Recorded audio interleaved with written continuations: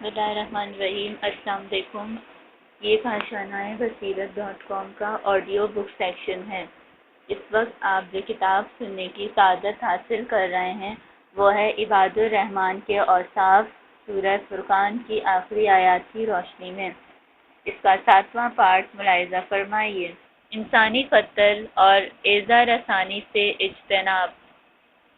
قرآن مجید خداوند عالم کے خاص اور ممتاز بندوں کی 7ویں صفت بیان کرتے ہوئے فرماتا ہے کہ وَلَا يَقْتُلُونَ النَّفْسَ الَّتِي حَرَّمَ اللَّهُ إِلَّا بِالْحَقِّ، اور وہ کسی بھی نفس کو جسے خدا نے محترم قرار دیا ہے ناحق قتل نہیں کرتے۔ یہ تھی سورہ فرقان کی آیت نمبر 68۔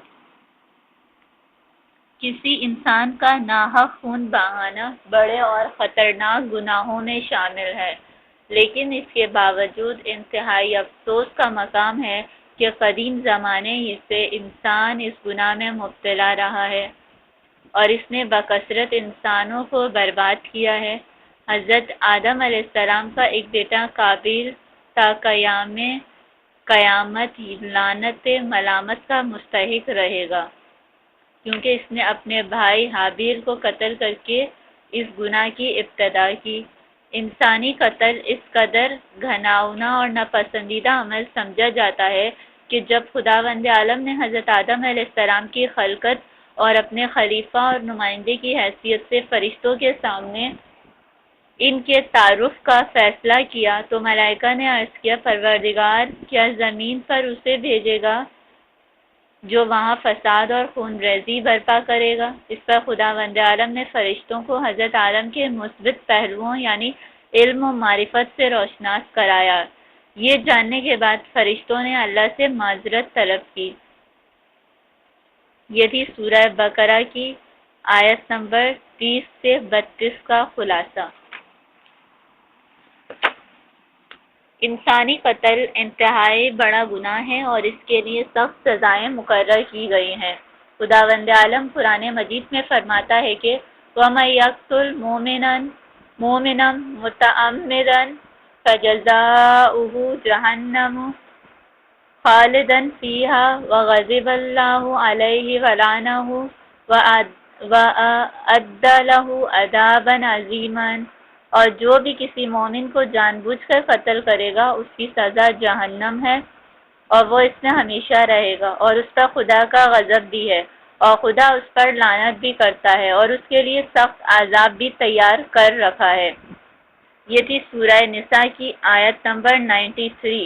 اس آیت میں قاتل کے لیے 4 سخت سزاؤں کا ذکر کیا گیا ہے۔ ایک یہ کہ ہمیشہ ہمیشہ اس کا ٹھکانہ دوزخ رہے گا۔ دوسرا یہ کہ وہ خدا کے غضب اور ناراضگی کا نشانہ بنے گا۔ تیسرا یہ کہ اس کا خدا کی لعنت پڑے گی، اور چوتھا یہ کہ اسے خدا کے سخت عذاب کا سامنا کرنا پڑے گا۔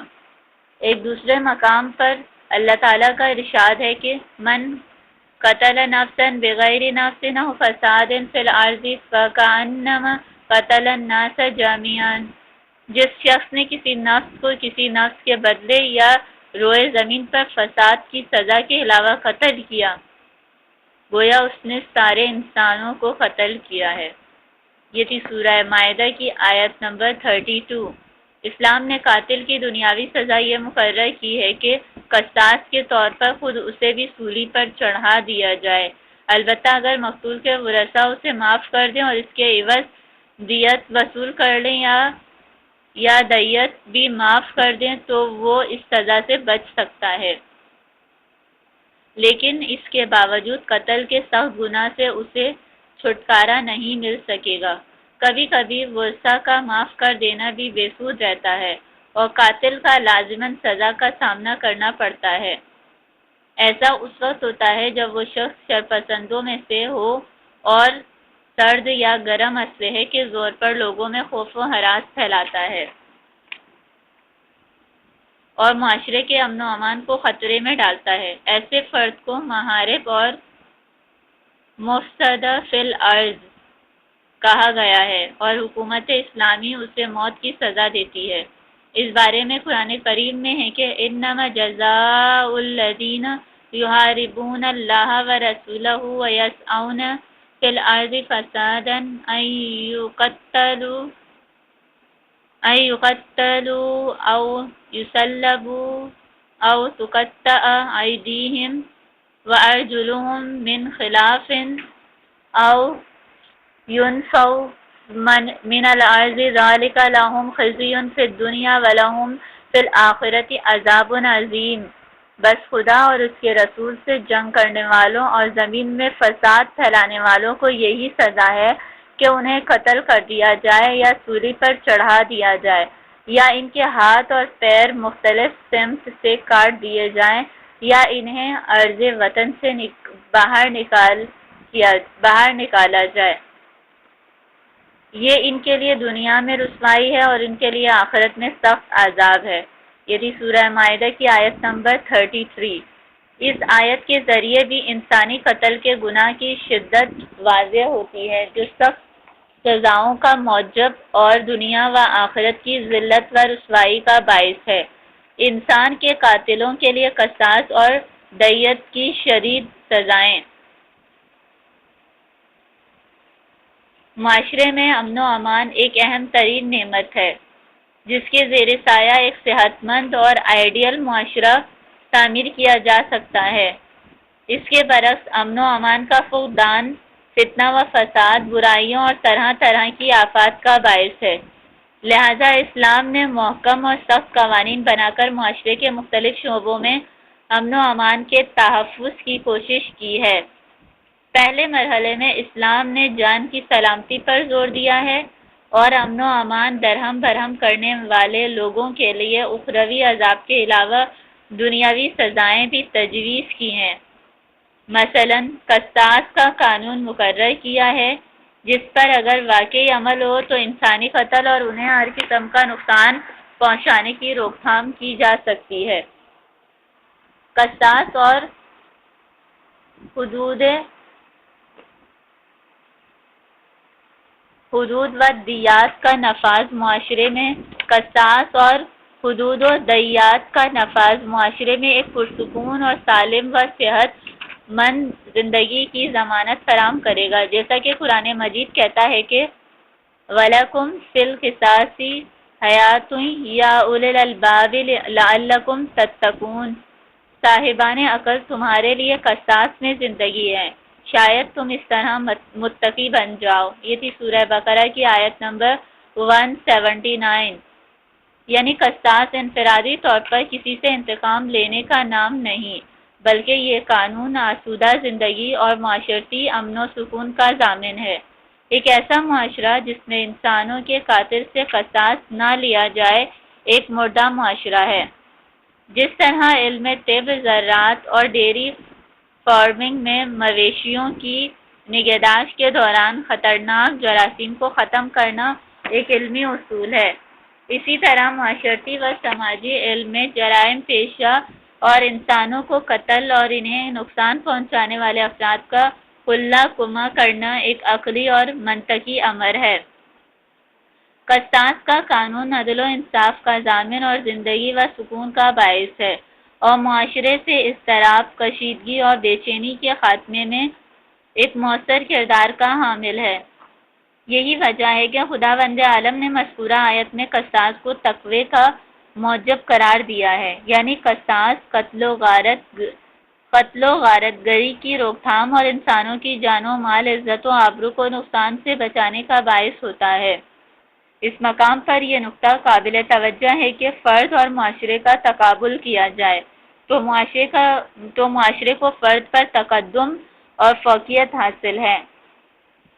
قتل کے علاوہ انسانی بدن کو نقصان پہنچانے کا بھی قصاص ہے۔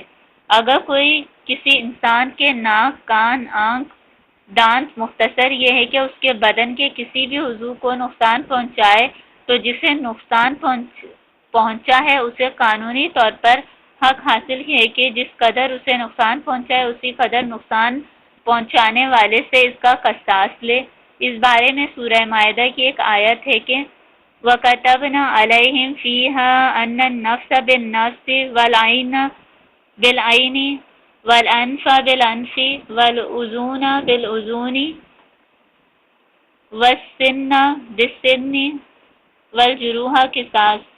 اور ہم نے اس میں یہ بھی لکھ دیا ہے کہ جان کا بدلہ جان، اور آنکھ کا بدلہ آنکھ، اور ناک کا بدلہ ناک، اور کان کا بدلہ کان، اور دانت کا بدلہ دانت ہے، اور زخموں کا بھی بدلہ لیا جائے گا۔ یہ تھی سورہ مائدہ کی آیت نمبر 45۔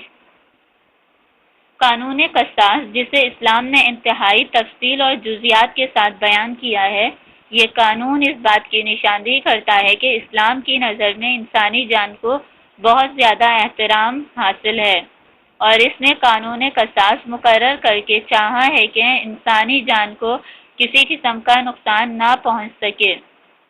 پس قانون قصاص قانون حدود و دیات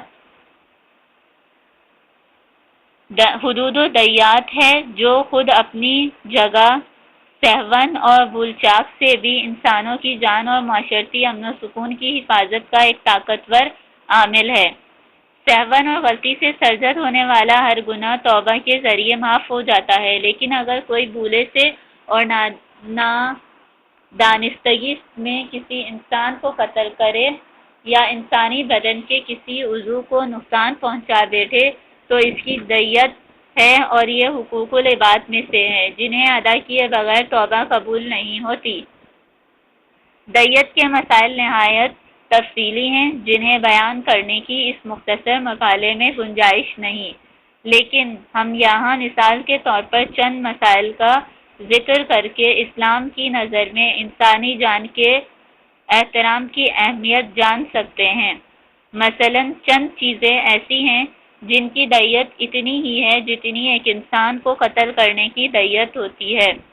مکمل دیت 1000 مسکال سونا یا 100 اونٹ یا 200 گائیں ہیں۔ اگر کوئی کسی مسلمان کے کان پر مارے اور اس کی وجہ سے وہ شخص بہرا ہو جائے تو مارنے والے کو مکمل دیت کی آدھی دیت ادا کرنی چاہیے، اور اگر کسی کے دونوں کانوں پر مارے اور دونوں کو بہرا کر دے تو اسے مکمل دیت ادا کرنی چاہیے۔ حد یہ ہے کہ اگر والدین یا اساتذہ اپنے بچے یا شاگرد کو اس قدر زد و کوب کرے کہ ان پر اس کی دیت واجب ہو جائے تو یہ سخت گناہ ہے۔ اگر کوئی کسی دوسرے کے منہ پر تماچے مارے اور اس کے نتیجے میں تماچا کھانے والے کا چہرہ سرخ ہو جائے تو مارنے والے پر 1.5 مسکال سونا یا اس کی قیمت کے برابر دیت کی ادائیگی واجب ہوگی۔ اگر اس کا چہرہ نیلا پڑ جائے تو 3 مسکال، اور اگر سیاہ پڑ جائے تو 6 مسکال یا اس کی برابر قیمت اس کی دیت ہے، اور اگر چہرے کے سوا جسم کے کسی اور حصے پر مارے جس کی وجہ سے وہ حصہ سرخ، نیلا یا سیاہ پڑ جائے تو چہرے کے بارے میں جس دیت کو بیان کیا گیا ہے مارنے والے پر اس کی نصف دیت ادا کرنا اور اس شخص کو راضی کرنا ضروری ہوگا۔ اسلام انسان کو اس قدر احترام دیتا ہے کہ اگر انسان منعقد شدہ نطفے کی صورت میں بھی ہو تو اسے ساکت کرنا گناہ کبیرہ ہے۔ بچہ جس مرحلے میں بھی سقط کیا جائے اسلام نے اس کی مناسبت سے دیت کا تعین کیا ہے۔ فقہائے اعظم فرماتے ہیں کہ اگر انسان کوئی ایسا عمل انجام دے جس کی وجہ سے حاملہ عورت کا بچہ ساکت یعنی ضائع ہو جائے تو اگر سقط ہونے والا بچہ ابھی صرف نطفہ تھا تو اس کی دیت 20 مسکال سکہ دار سونا ہے، اور اگر علقہ یعنی منجمد خون ہو تو اس کی دیت 40 مسکال، اور اگر مضغہ یعنی گوشت کے لوتھڑے کی صورت میں ہو تو اس کی دیت 60 مسکال، اور اگر وہ ہڈیاں بننے کے مرحلے تک پہنچ گیا ہو تو اس کی دیت 80 مسکال، اور اگر اس پر گوشت چڑھ گیا ہو تو 100 مسکال، اور اگر اس میں روح آ چکی ہو تو اگر وہ لڑکا ہو تو اس کی دیت 1000 مسکال، اور اگر لڑکی ہو تو اس کی دیت 500 مسکال ہوگی۔ فقہا یہ بھی فرماتے ہیں کہ اگر کوئی کسی حاملہ عورت کو قتل کر دے تو اسے عورت اور اس بچے کی دیت بھی دینا پڑے گی جو اس عورت کے شکم میں تھا۔ اگر اس عورت کے شکم میں 2 یا 2 سے زیادہ بچے ہوں تو اسی مناسبت سے ساکت کرنے والے پر ان کی دیت واجب ہوگی، لیکن اگر حاملہ عورت خود ہی بچے کو سقط کرے تو اسے بچے کے ورثہ کو اس کی دیت ادا کرنی چاہیے، اور اس دیت میں خود اس کا کوئی حصہ نہیں ہوگا۔ قتل عمد کی صورت میں قاتل پر دیت کے ساتھ ساتھ کفارہ جمع بھی واجب ہے، یعنی اسے چاہیے کہ ایک غلام آزاد کرنے کے ساتھ ساتھ مسلسل 2 ماہ روزے بھی رکھے اور 60 مسکینوں کو کھانا بھی کھلائے، اور اگر چند لوگوں نے مل کر کسی ایک شخص کو قتل کیا ہو تو ان سب پر کفارہ واجب ہے۔ ان سخت احکام میں سے ہر حکم انسانی قتل اور انسانی جان کو نقصان پہنچانے کے گناہ کی سنگینی کو واضح کرتا ہے، لہذا مسلمانوں کو چاہیے کہ اس عمل سے شدت کے ساتھ پرہیز کریں، کیونکہ ان ظاہری سزاؤں کا مستوجب بننے اور دنیاوی رسوائی کا مستحق قرار پانے کے علاوہ اس عمل کے نتیجے میں معنوی رسوائی بھی ان کا مقدر بنے گی۔ مکافات عمل میں قتل کی مکافات بھی شامل ہے، جو بہت جلد قاتل کو اپنی لپیٹ میں لے لیتی ہے۔ مناسب ہوگا کہ اس حوالے سے موجود سینکڑوں مثالوں میں سے یہاں صرف 2 مثالیں قارئین کی خدمت میں پیش کر دی جائیں۔ علامہ مجلسی علیہ الرحمہ نے لکھا ہے کہ اصفہان کے نواحی جنگل میں ایک شخص نے ایک مسلمان کو قتل کر دیا، پھر اپنے گناہ پر پردہ ڈالنے کے لیے مقتول کی لاش ایک کنویں میں پھینک دی۔ مقتول کا کتا اس کنویں کے پاس آتا اور اس کے اطراف کی مٹی کنویں میں ڈالنے لگتا، اور جو ہی قاتل کو دیکھتا اس کی جانب لپکتا اور زور زور سے بھونکنے لگتا۔ کتے کے بار بار یہ عمل دہرانے سے مقتول کے ورثہ کو تشویش ہوئی۔ ان لوگوں نے اس کنویں میں تلاش کیا تو انہیں وہاں مقتول کی لاش مل گئی۔ اس کے بعد انہیں اس شخص کے بارے میں شک ہوا جس کی جانب کتا بار بار لپکتا تھا۔ اس شخص کو گرفتار کر کے عدالت میں پیش کیا گیا اور بالآخر اس نے اپنے جرم کا اقرار کر لیا۔ وہ شخص رسوا ہوا اور اسے اس کے جرم کی سزا دی گئی۔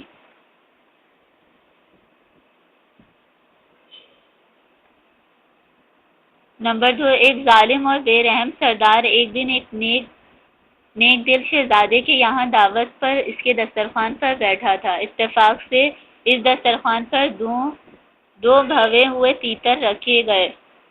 جو ہی اس سردار کی نگاہ ان تیتروں پر پڑی، یہ انہیں دیکھ کر ہنسنے لگا۔ شہزادے نے جب اس سے اس بے موقع کہے کی وجہ پوچھی تو سردار نے جواب دیا کہ ایک جنگل میں مجھے ایک تاجر ملا، میں نے اسے پکڑا، اس کا مال و اسباب لوٹا اور اسے قتل کرنے کا ارادہ کیا۔ وہ تاجر میرا ارادہ بھانپ گیا۔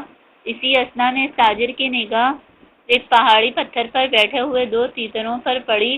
تاجر نے ان تیتروں کو مخاطب کر کے کہا، اے تیتروں، گواہ رہنا کہ یہ شخص میرا قاتل ہے۔ آج جب دسترخوان پر مجھے یہ 2 تیتر بھنے ہوئے نظر آئے تو مجھے اس تاجر کی بے وقوفی یاد آ گئی کہ وہ جن تیتروں کو اپنے قتل کا گواہ بنا رہا تھا وہ خود ذبح ہو کر ہماری خوراک بن رہے ہیں، اور اب گواہی دینے کے لیے کوئی زندہ نہیں رہے ہیں۔ نیک دل شہزادے نے اس ظالم سردار سے کہا، اتفاقاً تیتروں نے گواہی دے دی ہے۔ پھر اس نے اسی وقت حکم دیا کہ اس سردار کی گردن اڑا دی جائے، اور یوں آخرکار اس ظالم کو اپنے جرم کی سزا بھگتنی پڑی۔ پیغمبر اسلام اور ائمہ کے اقوال میں انسانی قتل کا گناہ۔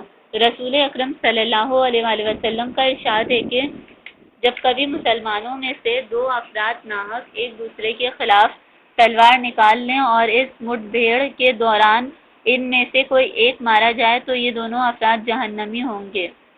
اس موقع پر موجود افراد میں سے ایک نے سوال کیا، اے اللہ کے رسول، مقتول کیوں جہنمی ہوگا؟ حضرت نے جواب دیا، لَإِنَّهُ أَرَادَ قَتْلًا، کیونکہ وہ بھی قتل کا ارادہ رکھتا تھا، لیکن اس کا ارادہ پورا نہ ہو سکا اور وہ خود مارا گیا۔ حضور صلی اللہ علیہ وسلم ہی کا ارشاد ہے، من اعان علی قتل مومن بشطر کلمات لقى اللہ یوم القیامت مکتوبا بین عینیہ یاس من رحمت اللہ۔ جو شخص کسی مومن کو قتل کرنے میں کسی قتل کی مدد کرے، چاہے یہ مدد ایک لفظ کہہ کر ہی کیوں نہ کی گئی ہو، تو ایسا شخص روز قیامت خدا سے اس حال میں ملاقات کرے گا کہ اس کی پیشانی پر تحریر ہوگا کہ یہ خدا کی رحمت سے مایوس ہیں۔ پیغمبر اسلام صلی اللہ علیہ وآلہ وسلم نے فرمایا ہے قتل المومن اعظم عند اللہ من زوال الدنیا، خدا کے نزدیک مومن کا قتل دنیا کی بربادی سے زیادہ بڑی بری بات ہے۔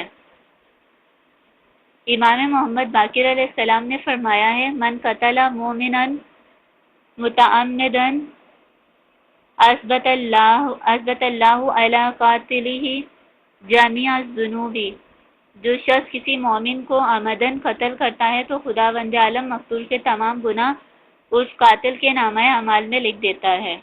امام جعفر صادق علیہ السلام کا قول ہے جس شخص نے کسی مومن کو قتل کیا ہو، جب اس شخص کی موت کا وقت آتا ہے تو اس سے کہا جاتا ہے کہ اسلام کے سوا جس دین پر چاہو مرو، چاہو تو یہودی، چاہو تو عیسائی اور چاہو تو مجوسی مرد۔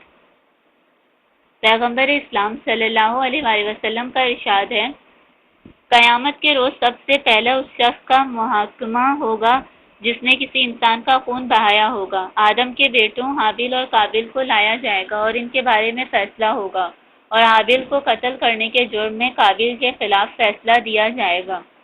اس کے بعد زمانے کی ترتیب کے لحاظ سے دوسرے افراد کو لایا جائے گا اور ان کا محاکمہ ہوگا، یہاں تک کہ کوئی ایک بھی باقی نہ رہے گا۔ ہر مقتول اپنے قاتل کو میدان میں لائے گا۔ اس موقع پر مقتول کا چہرہ اپنے خون سے رنگین ہوگا اور وہ لوگوں سے کہہ رہا ہوگا کہ اس شخص نے مجھے قتل کیا ہے، اور خداوند عالم قاتل سے کہے گا کہ کیا تو نے اس شخص کو قتل کیا ہے، اور اس وقت قاتل میں اتنی طاقت نہ ہوگی کہ وہ اپنا معاملہ خدا سے پوشیدہ رکھ سکے گا۔ امام جعفر صادق علیہ السلام نے فرمایا ہے وَآدٍ فِي جَهَنَّمَ لَوْ قَتَلَ النَّاسَ جَمِيعًا كَانَ فِيهِ وَلَوْ قَتَلَ نَفْسًا وَاحِدَةً كَانَ فِيهِ، دوزخ میں ایک وادی ہے، اگر کوئی شخص تمام انسانوں کو قتل کر دے تو یہ وادی اس کا ٹھکانہ ہوگی، اور اگر کسی نے ایک انسان کو بھی قتل کیا ہوگا تو اسے بھی اسی وادی میں ڈالا جائے گا۔ نیز آپ ہی کا ارشاد ہے خداوند عالم نے حضرت موسیٰ بن عمران علیہ السلام کو وحی کی کہ بنی اسرائیل سے کہو کہ انسانوں کو قتل کرنے سے پرہیز کریں، کیونکہ جو شخص کسی مومن کو ناحق قتل کرے گا تو خداوند عالم اسے آتش دوزخ میں 100 مرتبہ اس طرح قتل کرے گا جس طرح اس نے اس انسان کو قتل کیا ہوگا۔ ابو سعید خدری نقل کرتے ہیں کہ رسول کریم صلی اللہ علیہ وآلہ وسلم کو بتایا گیا ایک مسلمان کا قتل ہوا ہے، لیکن یہ معلوم نہیں کہ اس کا قاتل کون ہے۔ رسول کریم صلی اللہ علیہ وآلہ وسلم غیظ میں آ گئے اور اسی وقت لوگوں کو مسجد میں طلب کیا، ممبر پر تشریف لے گئے اور حمد و ثنائے الہی کے بعد فرمایا مسلمان کا قتل ہوتا ہے اور کسی کو اس کے قاتل کا پتہ نہیں۔ اس خدا کی قسم جس کے اختیار میں میری جان ہے، جب بھی انسانوں اور زمین کے رہنے والوں نے کسی مومن کے قتل پر اتفاق کیا ہے یا اس پر اظہار رضامندی کیا ہے تو خداوند عالم نے ان سب کو آتش جہنم میں ڈالا ہے۔ خدا کی قسم جو کوئی بھی ظلم کرتے ہوئے کسی شخص کو ایک تازیانہ مارے گا تو روز قیامت آتش جہنم کے درمیان ویسے ہی تازیانے سے اسے پیٹا جائے گا۔ انسانی قتل کے گناہ کی سنگینی کو بیان کرنے والی سینکڑوں روایات میں سے منتخب کردہ مذکورہ روایات میں سے ہر روایت انسانی قتل کو سخت اور دردناک سزاؤں کی وجہ بننے والا گناہ قرار دیتی ہے اور مسلمانوں کو اس خطرناک عمل کے ارتکاب سے باز رہنے کی تلقین کرتی ہے۔ انسانی قتل میں تعاون کا گناہ، جس طرح انسان کو قتل کرنا ایک بہت بڑا گناہ ہے، اسی طرح کسی انسان کے قتل میں تعاون کرنا بھی سخت اور بڑے گناہوں میں سے ہے، چاہے یہ تعاون براہ راست نہ بھی کیا گیا ہو، انتہائی معمولی اور خفی ہی کیوں نہ ہو، چاہے مدد کرنے والے نے صرف ایک لفظ کے ذریعے ہی مدد کی ہو، تب بھی ایسا شخص شریک کے جرم اور اعوان الظلمات سمجھا جائے گا۔ پیغمبر اسلام صلی اللہ علیہ وآلہ وسلم اور ائمہ معصومین علیہ السلام کی متعدد روایات اس مسئلے پر تاکید کرتی ہیں کہ آیات قرآنی بھی اس نقطے پر گواہی دیتی ہے۔ مثلاً ارشاد الہی ہے وَلَا تَعَاوَنُوا عَلَى الْإِثْمِ وَالْعُدْوَانِ، اور گناہ اور ظلم و ستم میں ایک دوسرے سے تعاون نہ کرنا، یعنی سورہ مائدہ کی آیت نمبر 2۔ اس حوالے سے پیغمبر اسلام صلی اللہ علیہ وآلہ وسلم اور ائمہ اہل بیت علیہ السلام کے چند اقوال قارئین کی خدمت میں پیش ہیں۔ رسول خدا صلی اللہ علیہ وآلہ وسلم نے فرمایا، لو ان رجلا قتل بالمشرق وآخر رضی به بالمغرب کان کمن قتلہ وشرک فی دمہ۔ اگر مشرق میں کسی شخص کا قتل ہو اور مغرب میں رہنے والا کوئی شخص اس قاتل پر راضی ہو تو یہ شخص بھی قاتل کی مانند ہے اور مقتول کے خون میں شریک ہے۔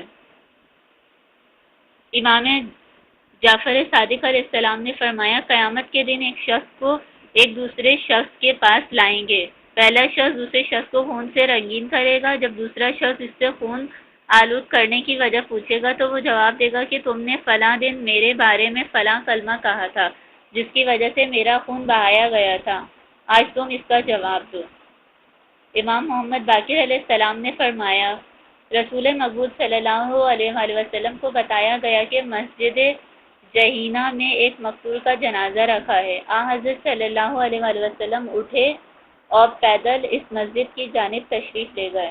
لوگوں کو پتہ چلا تو سب اس مسجد میں جمع ہو گئے۔ رسول خدا نے لوگوں سے پوچھا کہ اس شخص کو کس نے قتل کیا ہے؟ لوگوں نے جواب دیا، اے اللہ کے رسول، ہمیں پتہ نہیں۔ حضور صلی اللہ علیہ وسلم نے فرمایا، کیا یہ مناسب بات ہے کہ کسی مسلمان مقتول کا جنازہ مسلمانوں کے درمیان موجود ہو اور وہ اس بات سے بے خبر ہو کہ اسے کس نے قتل کیا ہے؟ اس خدا کی قسم جس نے مجھے اپنی نبوت کے لیے برحق مبعوث کیا ہے، اگر آسمانوں اور زمین کے رہنے والے تمام لوگ کسی مسلمان کا خون بہانے میں شریک ہوں یا اس عمل پر راضی ہوں تو خداوند عالم ان سب کو منہ کے بل آتش جہنم میں پھینک دے گا۔ حضور صلی اللہ علیہ وسلم کا ارشاد ہے، قیامت کے دن ایک انسان کو لے کے آئیں گے جس نے دنیا میں کسی کا خون نہیں بہایا ہوگا، پھر اسے خون سے بھرا ہوا ایک چھوٹا سا برتن دیں گے اور اس سے کہیں گے کہ یہ فلاں مقتول کے خون میں تمہارا حصہ ہے۔ وہ عرض کرے گا، کار الہ، تو جانتا ہے کہ میں نے پوری زندگی کسی کا خون نہیں بہایا۔ خداوند عالم فرمائے گا، ہاں درست ہے، لیکن تو نے فلاں شخص کی ایک بات سنی اور اسے دوسروں سے نقل کیا، یہ بات دوسروں تک پہنچائی، یہاں تک کہ وہ بات اس زمانے کے ظالم حکمراں کو بتائی گئی اور اس ظالم حکمراں نے اس شخص کو قتل کر دیا، لہذا تو نے اس مقتول کا خون بہانے میں اتنا حصہ لیا ہے۔ ہم اس امید کے ساتھ اس موضوع پر اپنی گفتگو تمام کرتے ہیں کہ یہ آیات و روایات اور دل ہلا دینے والے کلمات ہم سب کے لیے باعث انتباہ ہوں گے، اور ہم سختی کے ساتھ اس بات کا خیال رکھیں گے کہ کبھی کہیں کسی بے گناہ کا خون بہانے میں شریک نہ ہوں، جس کی سزا انتہائی شدید اور خدائے رحمان کے خاص بندے ہر قسم کی خون ریزی سے شدت کے ساتھ پرہیز کرتے ہیں۔ اس گفتگو کو امیر المومنین حضرت علی علیہ السلام کی ایک انتہائی حدیث پر ختم کرتے ہیں۔ مولا کی خدمت میں 3 افراد کو لایا گیا اور بتایا گیا کہ ان میں سے ایک نے ایک شخص کو پکڑا اور اس کی نگرانی کرتا رہا، دوسرا آیا اور اس نے اسے قتل کر دیا، اور تیسرا یہ سب کچھ دیکھتا رہا اور انہیں روکنے کی کوشش نہیں کی۔ حضرت علی علیہ السلام نے فیصلہ سنایا کہ جس شخص نے مقتول کی نگرانی کی اسے قید کر دیا جائے، یہاں تک کہ قید ہی میں اس کی موت واقع ہو۔ قتل کرنے والے شخص کو سولی پر چڑھا دیا جائے اور جس شخص نے اس پورے واقعے کو دیکھا اس کا تماشائی رہا اور اس کا سرباب نہیں کیا، سلائی پھیر کر اس کی آنکھیں اندھی کر دی جائیں۔